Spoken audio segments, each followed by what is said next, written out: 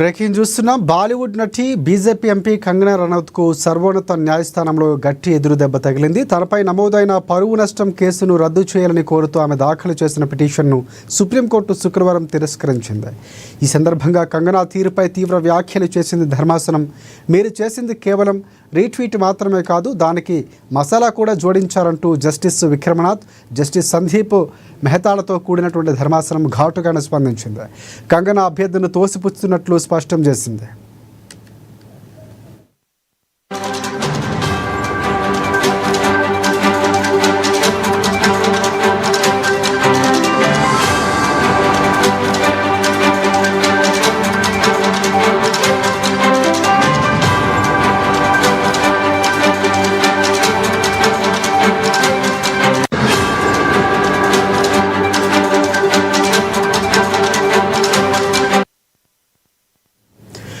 Right. Bollywood నటి BJP MP Kangana రనౌత్కు సర్వోన్నత న్యాయస్థానంలో గట్టి ఎదురుదెబ్బ తగిలింది. తనపై నమోదైన పరువు నష్టం కేసును రద్దు చేయాలని కోరుతూ ఆమె దాఖలు చేసిన పిటిషన్ను సుప్రీంకోర్టు శుక్రవారం తిరస్కరించింది. ఇదే అంశానికి సంబంధించి పూర్తి అప్డేట్స్ అందించేందుకు మా ఫిలిం రిపోర్టర్ అశోక్ మనకి ఫోన్ లైన్లో సిద్ధంగా ఉన్నారు. ఎస్ అశోక్, చెప్పండి పూర్తి అప్డేట్స్ ఏంటి? Thank you Rajasekhar. బాలీవుడ్ నటి బీజేపీ ఎంపీ కంగనా రనౌత్ కి సుప్రీంకోర్టులో చుక్కు ఎదురైంది.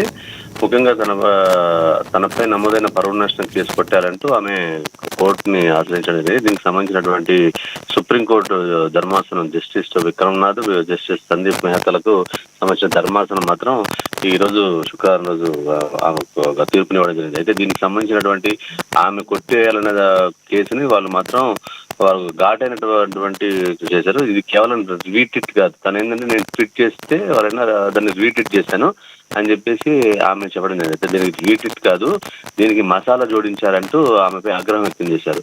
అంటే ఒక వ్యక్తుల పట్ల మీరు అఘోర పరిస్థితి చేసినటువంటి రీట్వీట్స్ దీనికి సంబంధించినటువంటిది సరైన కాదని చెప్పేసి ఆమెకు ఒకసారి ఒక రకమైన వార్నింగ్ కూడా ఇవ్వడం జరిగింది. దీనికి సంబంధించి ఏం చేసిందంటే మహేందర్ కౌర్ అని ఆమె 73 ఏళ్ల మహిళపై కంగనా ఈ వ్యాఖ్యలు చేసింది.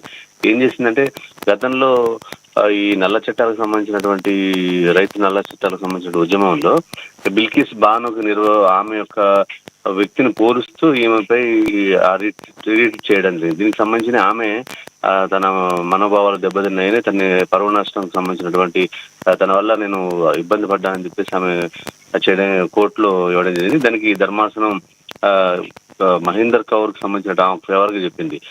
ఎవరినైనా సరే ఇట్లా కించపరచవద్దు. ఏ హోదాలు ఉన్నప్పుడు అంటే ఒక సెలబ్రిటీ హోదాలు ఉంటే ఎటువంటి ట్వీట్లు చేసిన ఎటువంటి మాటలన్నా చెల్లుతందడం సరైన కాదు. అది పార్టీలతో అతీతంగా ఉండాలి. ఒక గౌరవప్రదమైనటువంటి సెలబ్రిటీ హోదాలో ఉన్నప్పటికీ అలాగే ఎంపీగా కూడా కొనసాగుతున్నా ఇటువంటి చేయడం సరైనది కాదని చెప్పు మరోసారి ఇటువంటి ట్వీట్స్ చేయకూడదని చెప్పి తనకు హెచ్చరిస్తూనే తనకు సంబంధించినటువంటి కేసును తను చేసిన పిటిషన్ కొట్టేసింది.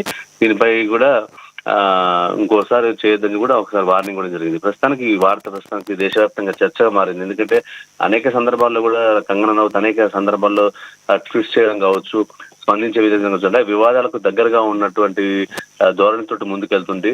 అనేక సందర్భాల్లో కూడా చూసాం మిగతా వాళ్ళు చేసుకోవడం ఇలాంటివి చూస్తున్న ప్రతిసారి.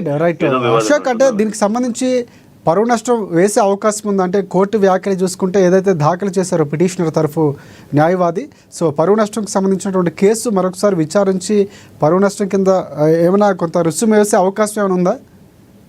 ఖచ్చితంగా ఉంది. ఎందుకంటే ప్రస్తుతానికి ప్రాథమికంగా జరుగుతున్నటువంటి అంటే వాదోపవాదాలు తనకు కూడా మరోసారి ఛాన్స్ ఇస్తారు.